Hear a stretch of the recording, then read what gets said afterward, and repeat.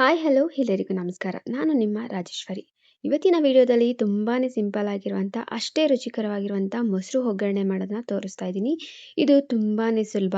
Daily sambar ತಿಂದು ತಿಂದು ಬೇಜಾರಾಗಿದ್ರೆ, ಹಾಗೆ ಡೈಲಿ ಮಸಾಲೆ ಪದಾರ್ಥಗಳನ್ನ ತಿಂದು ಬೇಜಾರಾಗಿದ್ರೆ, ಹಾಗೆ ಬ್ಯಾಚುಲರ್ಸ್ಗಳು ಕೂಡ ಇದನ್ನ ತುಂಬ ಸುಲಭವಾಗಿ ಆರಾಮಾಗಿ ಇದನ್ನ ಮಾಡ್ಕೊಳ್ಬೋದು.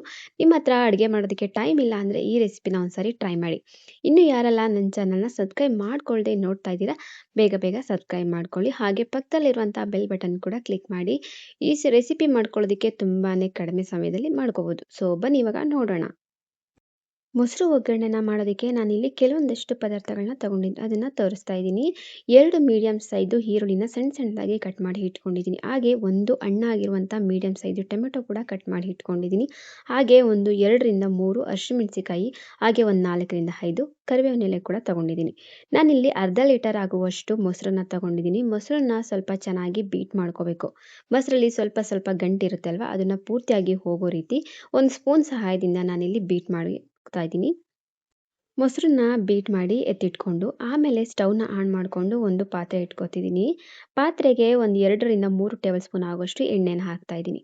ಎಣ್ಣೆ ಸ್ವಲ್ಪ ಕಾದ ಮೇಲೆ ಇದಕ್ಕೆ ಅರ್ಧ ಟೇಬಲ್ ಸ್ಪೂನ್ ಆಗುವಷ್ಟು ಸಾಸಿವೆ, ಹಾಗೆ ಅರ್ಧ ಟೇಬಲ್ ಸ್ಪೂನ್ ಆಗುವಷ್ಟು ಜೀರಿಗೆ ಕೂಡ ಸೇರಿಸ್ಕೊತಿದ್ದೀನಿ. ಸಾಸಿವೆ ಸ್ವಲ್ಪ ಸಿಡಿಯೋದಕ್ಕೆ ಶುರು ಮಾಡಿದಾಗ ಇದಕ್ಕೆ ಅರ್ಧ ಟೇಬಲ್ ಸ್ಪೂನ್ ಆಗುವಷ್ಟು ಕಡಲೆಬೇಳೆ ಕೂಡ ಸೇರಿಸ್ಕೊತಿದ್ದೀನಿ. ಕಡಲೆಬೇಳೆ ನಿಮಗೆ ಬೇಕು ಅಂದರೆ ಹಾಕೊಳ್ಳಿ, ಇಲ್ಲ ಅಂದರೆ ಸ್ಕಿಪ್ ಮಾಡ್ಬೋದು. ಹಾಗೆ ಒಂದು 3 ಮೆಣಸಿನ್ಕಾಯಿನೂ ಕೂಡ ಹಸಿರು ಮೆಣಸಿನ್ಕಾಯಿನ ಸೇರಿಸ್ಕೊಂಡಿದ್ದೀನಿ. ಇದು ಖಾರಕ್ಕೆ ಬೇಕಾಗಿರೋಷ್ಟು ಕೂಡ ನೋಡಿಕೊಂಡು ನೀವು ಸೇರಿಸ್ಕೊಳ್ಳಿ.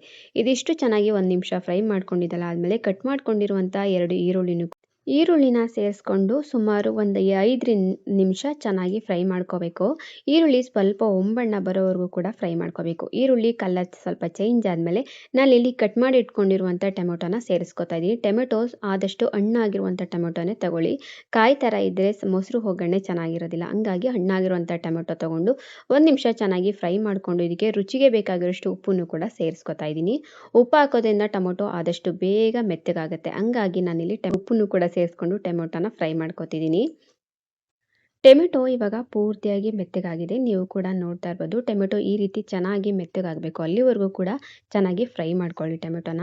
ಇವಾಗ ಟೊಮೆಟೊ ಮೆತ್ತಗಾಗಿರೋದ್ರಿಂದ ನಾನಿಲ್ಲಿ ತಗೊಂಡಿರುವಂಥ ಮೊಸರನ್ನ ಕೂಡ ಸೇರಿಸ್ಕೊತಾ ಇದ್ದೀನಿ. ಮೊಸರನ್ನ ಸೇರಿಸ್ಕೋಬೇಕಿದ್ರೆ ನೀವಿಲ್ಲಿ ಸ್ಟವ್ನ ಆಫ್ ಮಾಡಿಕೊಂಡು ಆಮೇಲೆ ಮೊಸರನ್ನ ಸೇರಿಸ್ಕೊಳ್ಳಿ. ಸ್ಟವ್ ಆನಲ್ಲೇ ಇಟ್ಕೊಂಡು ಮೊಸರನ್ನ ಸೇರಿಸ್ಕೊಳ್ಳೋದ್ರಿಂದ ಆದಷ್ಟು ಮೊಸರು ಒಡೆದೋಗುವಂಥ ಚಾನ್ಸಸ್ ಇರುತ್ತೆ. ಹಂಗಾಗಿ ನಾನಿಲ್ಲಿ ಸ್ಟವ್ನ ಆಫ್ ಮಾಡಿ ಆಮೇಲೆ ಮೊಸರನ್ನ ಸೇರಿಸ್ಕೊಂಡು ಚೆನ್ನಾಗಿ ಮಿಕ್ಸ್ ಮಾಡ್ಕೊತಿದ್ದೀನಿ.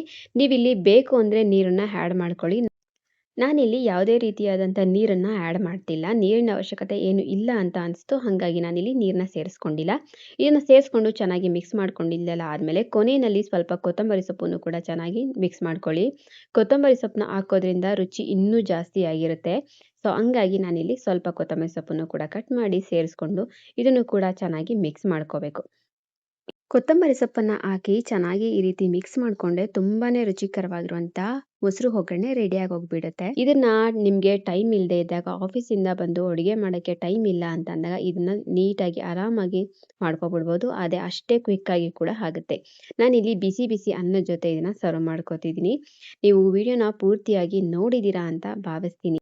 ವಿಡಿಯೋ ನಿಮಗೆ ಪೂರ್ತಿಯಾಗಿ ಇಷ್ಟ ಆಗಿದರೆ ಪ್ಲೀಸ್ ಒಂದೇ ಒಂದು ಲೈಕ್ ಮಾಡಿ, ಹಾಗೆ ನನ್ನ ಚಾನಲ್ನ ಸಬ್ಸ್ಕ್ರೈಬ್ ಕೂಡ ಮಾಡ್ಕೊಳ್ಳಿ. ಹಾಗೆ ಪಕ್ಕದಲ್ಲಿರುವಂಥ ಬೆಲ್ ಬಟನ್ ಕೂಡ ಕ್ಲಿಕ್ ಮಾಡಿ, ಆಲ್ ಅನ್ನುವಂಥ ನೋಟಿಫಿಕೇಶನ್ಸ್ ಕೂಡ ಓಕೆ ಮಾಡಿ. ಸೊ ನೆಕ್ಸ್ಟ್ ವಿಡಿಯೋದಲ್ಲಿ ಸಿಗೋವರೆಗೂ ಕೂಡ ಕಾಯ್ತಾ ಇರಿ. Love you all. Take care. Bye bye.